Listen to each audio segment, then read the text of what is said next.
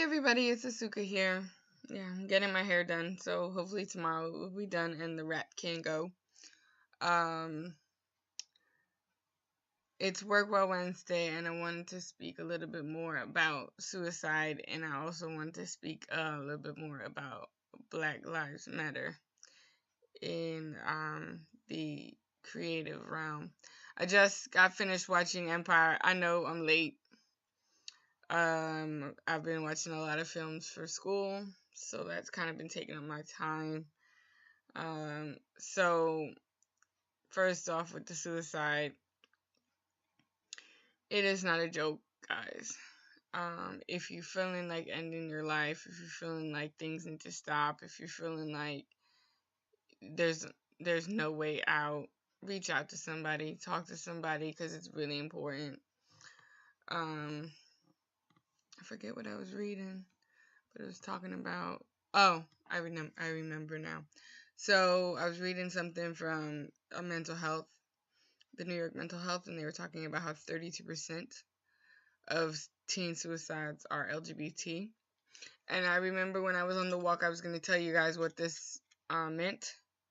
I don't know if y'all can see it, because of the lovely glare on my camera. Nope, y'all can't see it, but I'll read it to you. It says, American Foundation for Suicide Prevention, Be the Voice, afsp.org/LGBT. LGBT youth are very, very sensitive to the suicidality, and unfortunately, it has a lot to do with them finding themselves and not being accepted. Now, again, we're supposed to be living in a country where everybody's created equal. We already know that there's an asterisk about that, and if your skin is darker than a certain paper bag, or if you do not have blue eyes and you do not look white, your life is not as valued as it should be, and basically you always look like you are dangerous. You always look like a criminal if your skin is darker than the Aryan race. So, they have, when I say they, I'm talking about LGBT youth, they have increased suicidality, at least based upon the article I read, because of them trying to find themselves and not getting the support.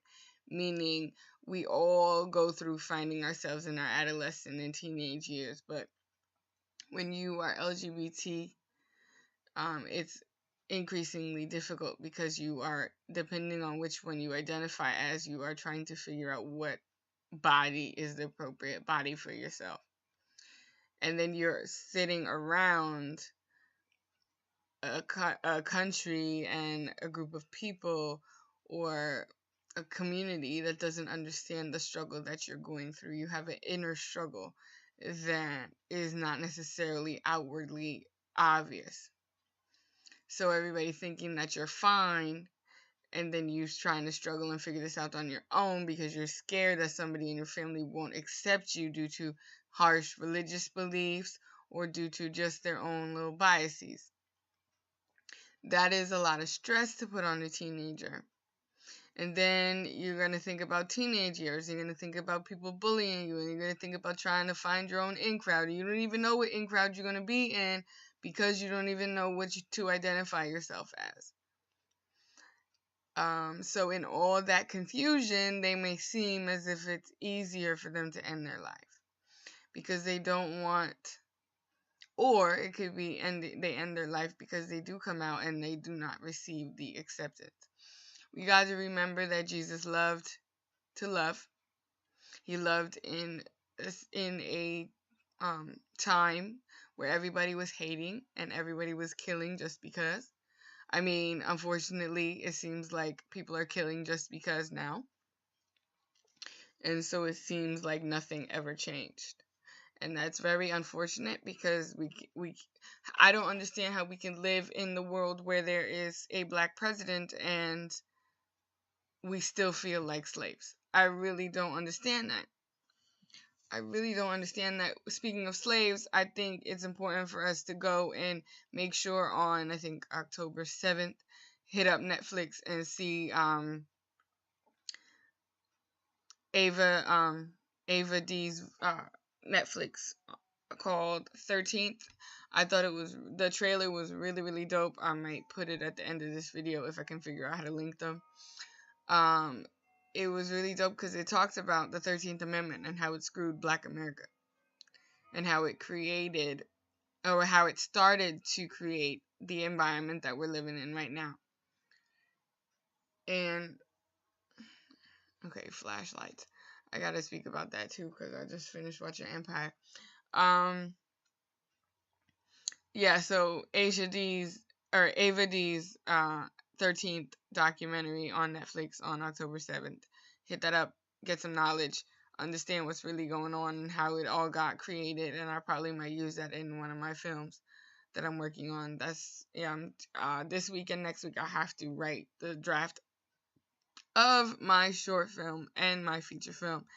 So it's a lot about Black Lives Matter. It's a lot about Black woman magic, Black girl magic, because I don't feel as if, even though the Black Lives Matter is inclusive of the females, I do not feel as if they are getting enough play and enough notice like the men are. So that's why there's the Say Her Name movement.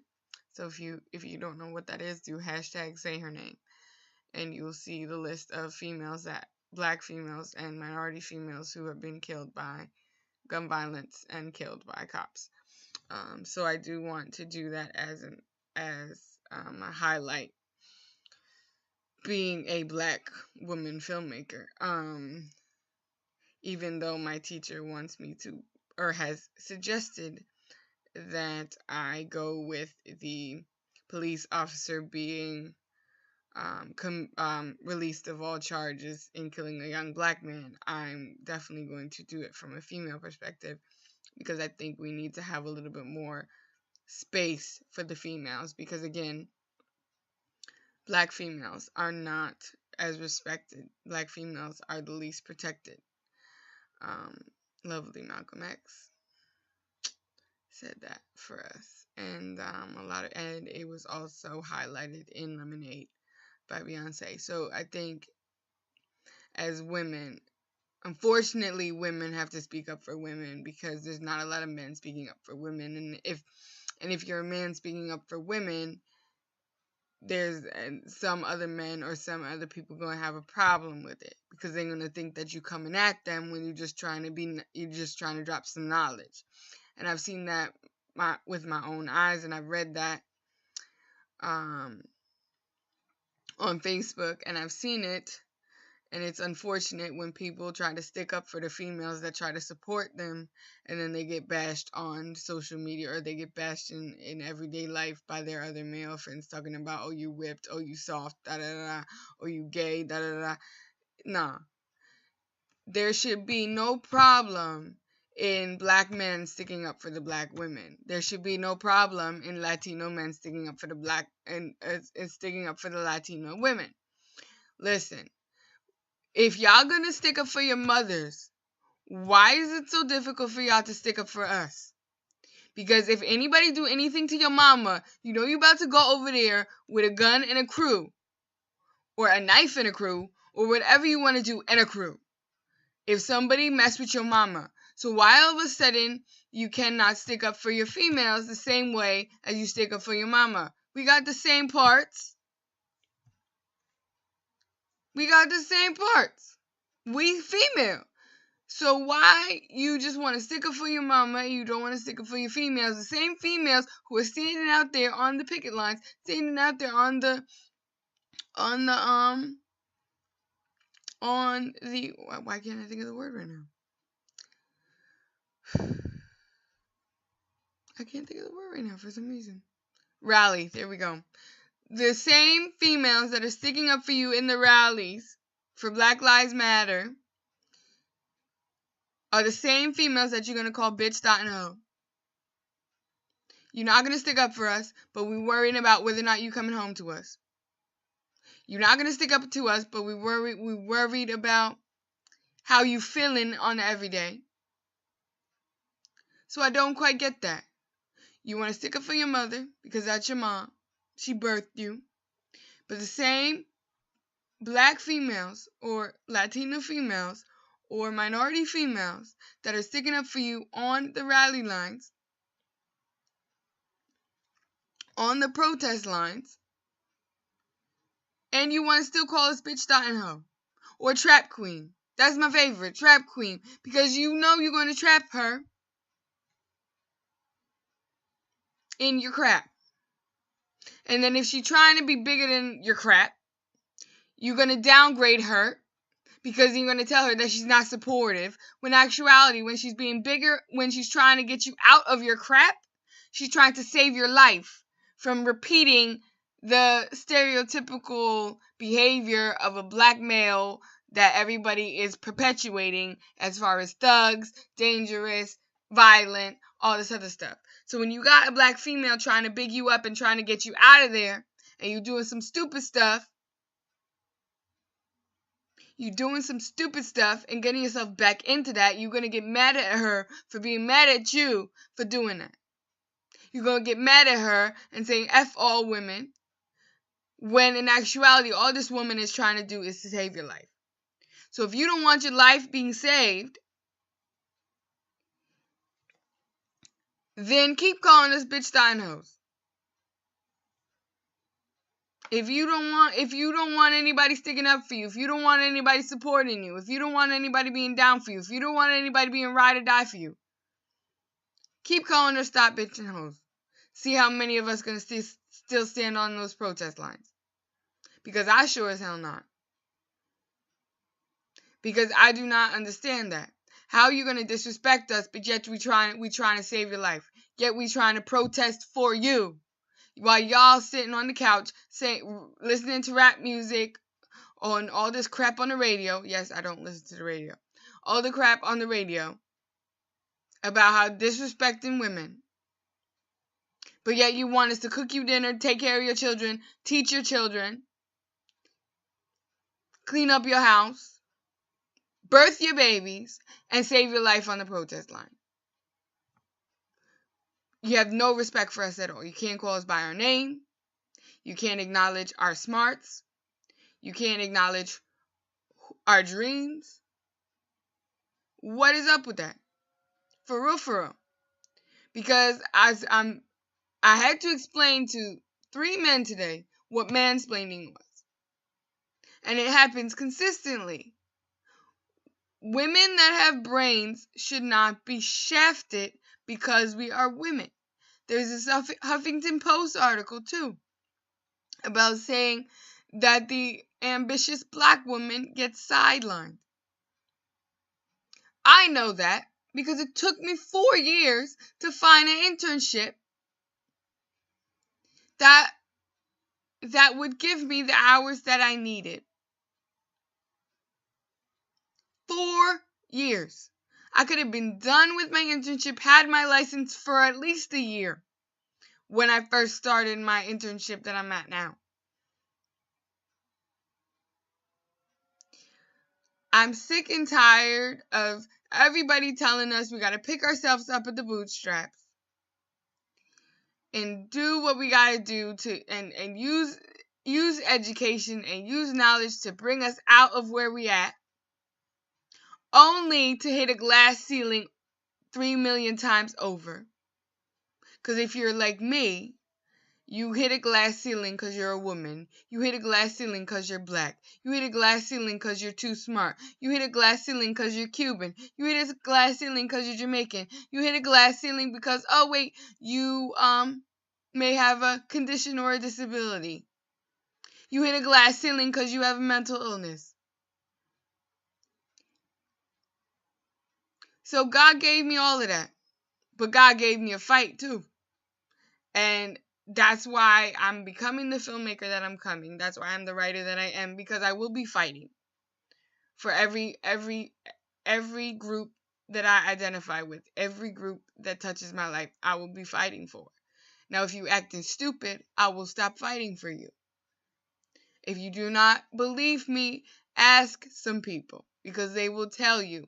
If I do something that Asuka does not like, and Asuka tells me constantly to not do it, and I continue to do it, she will cut herself out of my life. Why? Because I don't need your drama. I have other people that I gotta save that want to be saved.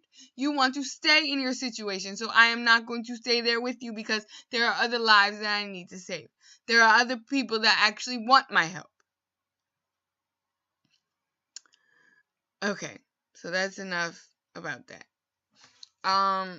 Then I wanted to talk about Empire, and I wanted to talk about Black Lives Matter. So I watched both episodes of Empire, which is why this video is so late in the night.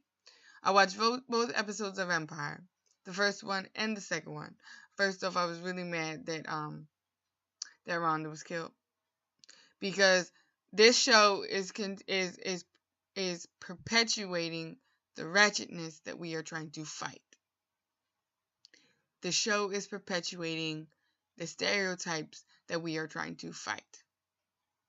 So by having Rhonda dead continues to perpetuate the negativity and the violence of the Black culture to get what they want. Perpetuating the negativity and the gang culture to get what they want. You kill and you get what you want. You kill and you get your territory. You kill and you get your drugs. You kill and you get your corner. You kill and you get your money. You kill and you get the girl. You kill and you get whatever. The jewelry. Whatever. I didn't like that. And then they're trying to portray bipolar, but they're going way extreme. Then now they have Jamal with PTSD. PTSD is no joke. So they better get this shit right. Because if they are going to dramatize it, it better be portrayed correctly. Because PTSD happens to too many people. I, for one, have it. I know I do.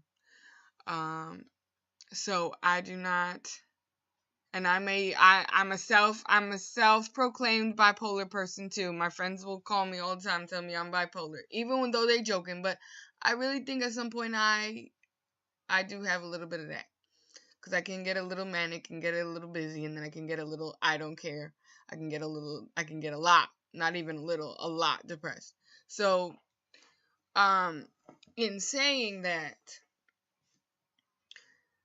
they need to be careful about dramatizing mental illness, because then it will be cool to call yourself those things, and then you trivialize the people like myself who suffer with this every day. There's already a stigma for us Black people to go to therapy, and now you want to make mockery of that on TV by dramatizing a situation. And then at the end of the second episode, they decided to talk about the unjustified, what's it called? Excessive force of the police officers. Now, that scene was a little bit over the top. I'm probably saying that because I haven't seen it up close and personal. So it probably does happen like that, where just all of a sudden they flip a switch and all of a sudden they on top of you.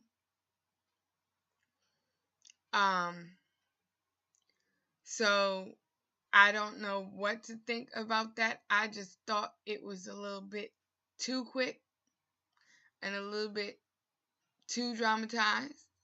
Like, I didn't feel the realness of it. I can see the connections, but I was a little bit, I was taken out of the TV show. Usually when I watch shows, I'm always enthralled in, and you can't take me out of it. Like, I can't, like, start thinking about something else, and I can't, like, be in my own space. I'm in the character space. But the minute that showed up, and how that was so quickly done, it pulled me out of it. Like, okay, now I'm watching TV. I'm not watching real life anymore. Now I'm watching TV. So I say all this to say that because of the films that I will be writing in the next 2 weeks, I now can see how I need to tread lightly with said topics, because it can come off hackneyed and it can come off fake. I don't want any of my films to come off fake, because I'm all about being real 100% of the time. So I need to be careful on how I write the dialogue and how I direct the scenes, so that everything can come off naturally and everything can come off for real. Like, it doesn't pull you out because it's so drastic and so like you trying to jump up and fit everything in the season. You could totally have left that scene with Andre and the cops to the next episode, because this episode had plenty in it already for us to digest and for us to go on, because we have to now deal with Jamal's PTSD. We got to deal with Hakeem's being parentified, meaning like having his father step in as the father of his own baby. We got to deal with domestic violence, because Exhibit done punched out the dude for looking at his sister, and then now the girl gonna be traumatized if she falling in love with Hakeem, and her brother gonna knock Hakeem out. Then we got woke. You added Tay Diggs and you got woke in it. So there's a lot going on, which is, I love Empire, don't get me wrong. I love me some Cookie. I do. But I slowly am getting away from it as it becomes too extra. Like, the ending of last season was mad extra. Like, you put in everything that could go wrong in a family. Everything to the 100th power. And I put this on to say that when I watched Silver Linings Playbook again for school, I identified with the characters. I identified with Tiffany and I identified with the therapist, because I do feel as if I do a lot of shit for other people and they don't give me nothing back. And I do feel as if that I'm always up and down. And I can be up and down in a moment based upon how you trigger me. But the difference between Silver Linings Playbook and Empire, I know it's TV versus a film, but they're talking about the same illnesses. Silver Linings Playbook was able to make it human, was able to put it in a real family life, where you can see, like, okay, well, I can see that in my house. I can see the way they're acting in my house. This is not a dramatized Hollywood version of depression, anxiety, and bipolar disorder.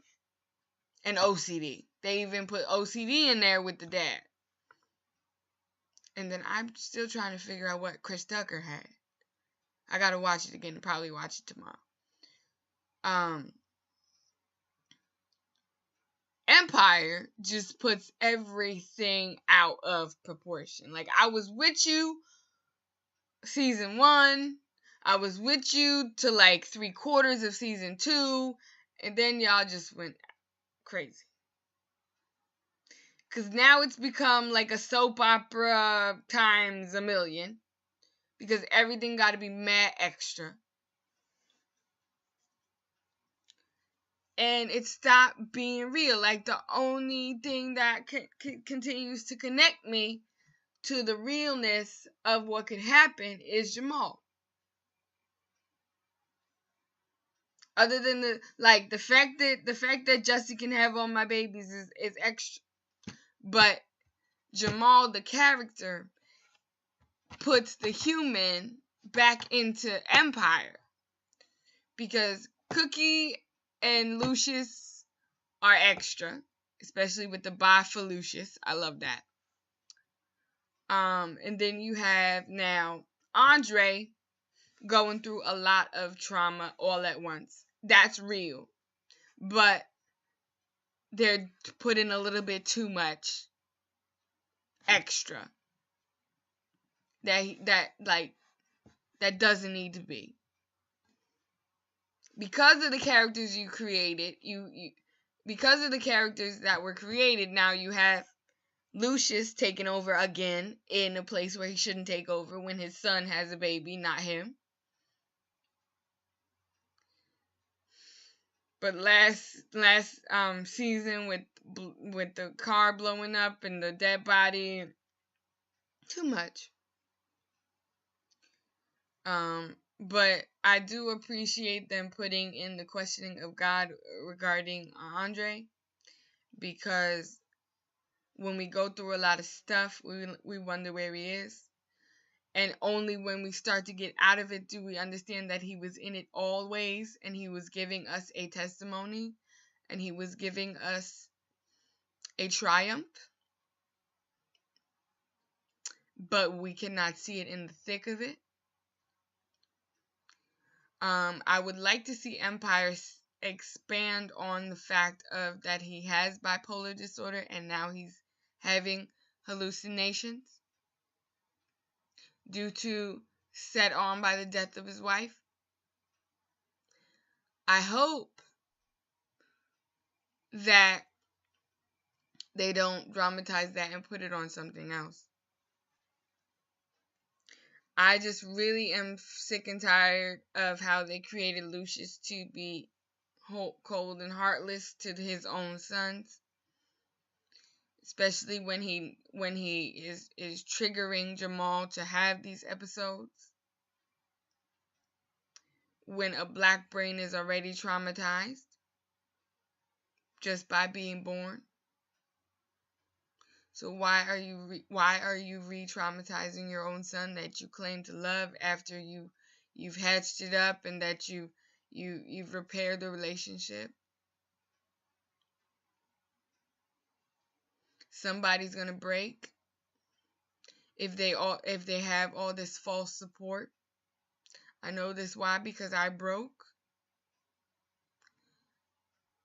But this is Empire, so they're going to make it very, very highfalutin, make it very, very extra, and you won't get the real life of it.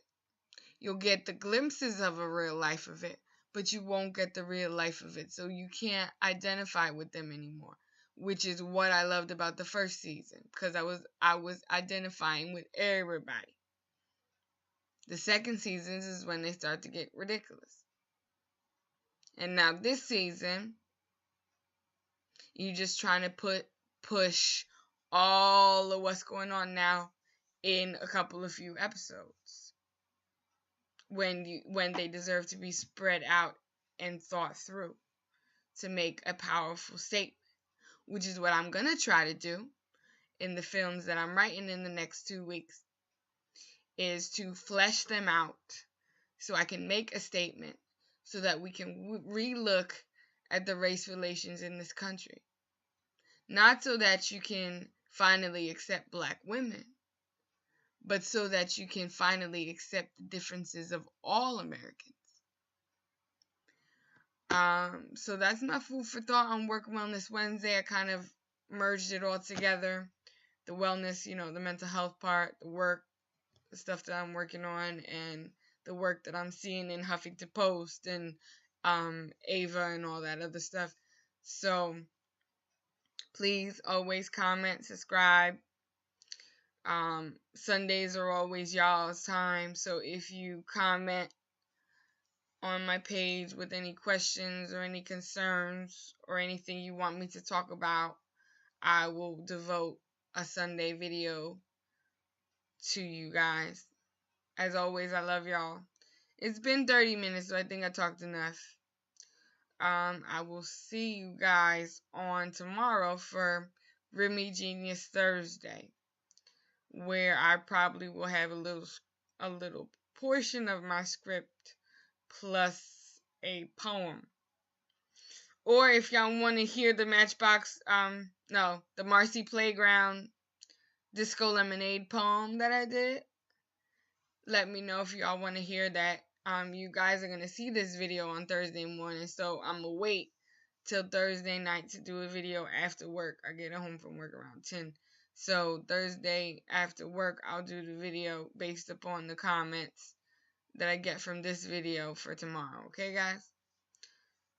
Asuka out, and next time I see you, I won't have the scarf on my head, and my hair will be braided and nice and blonde. Okay, guys?